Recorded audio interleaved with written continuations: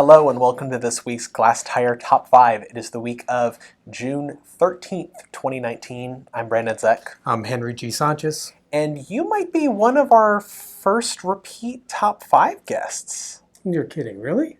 I don't know. We just loved you so much we wanted to have you on again. Feeling the warmth, feeling the love.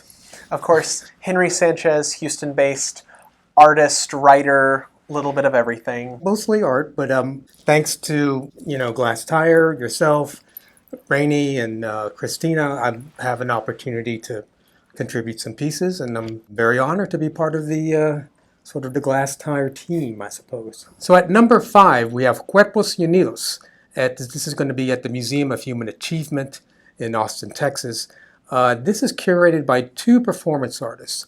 One of them is Anthony Garcia, and the other one is Jose Villalobos.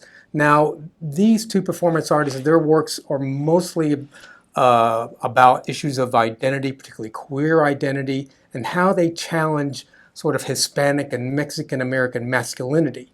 So this is going to be a very interesting show to check out because as 2 performance artists, you don't normally see them in the role as curators. So I'd be very interested to see the number of artists that they introduce that also talk about similar sorts of issues. Cuerpos Unidos in English is, of course, Bodies United. And of course, it's timely because of the Stonewall anniversary. Yeah, and this exhibition actually, it kind of debuted at Clamplight in San Antonio. So Michael Anthony Garcia is based in Austin. Jose Villalobos is based in San Antonio. If you're in Austin, go see it. It closes on June 29th. Okay, well, at number 4 is a show called Foonf. Foonf? I'm hoping I pronounced that okay. Well, this is going to be a Blue Star Contemporary.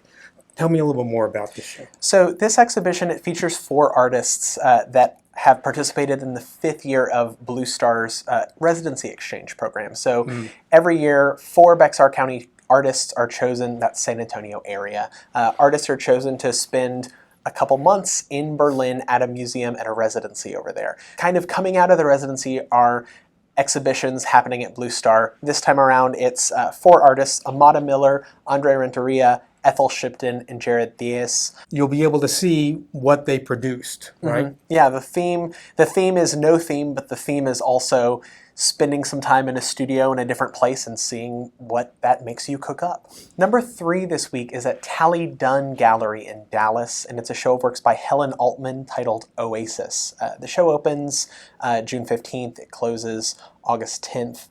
This exhibition, Helen Altman is actually really close to my heart. I saw an exhibition of hers maybe about a year ago at the Tyler Museum of Art that was phenomenal. I wrote a review about it. We'll link that down in the post. But Helen Altman's work, it deals with a lot of flora, fauna.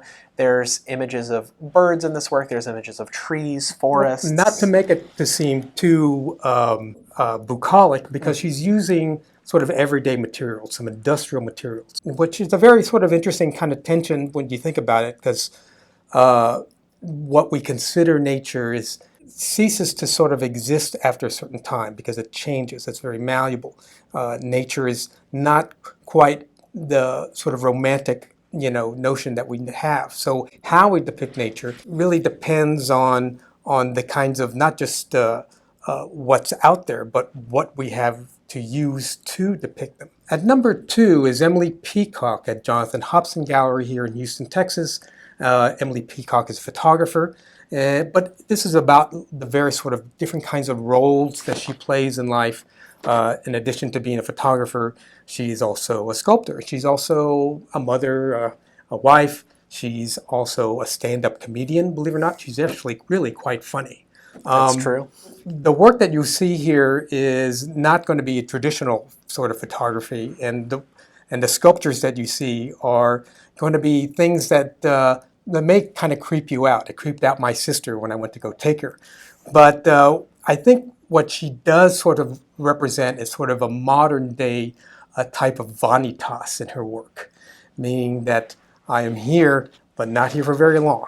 It's really quite of an exquisite show. We should really go see it. It's only going to be up for another week, so please check it out. This is your last weekend. The closing parties are a lot of fun. And basically, everyone sits on the porch and they drink Topo Chico. And number 1 this week is an exhibition at Space HL in Houston of works by Lena Dibb called North to South and Back. This exhibition opened in May. It's actually been extended recently, so it's going to be on view through the beginning of July. I'm really glad that this got extended because this is a show that needs to be experienced. When you go there, you're not going to see a whole lot. The room is mostly black. There's very few things to look at other than maybe some speakers hanging from the ceiling. There's a spotlight on a black painted wall.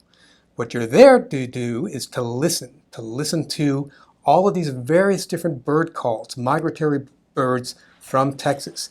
At the same time, you're listening to another person mimic those calls.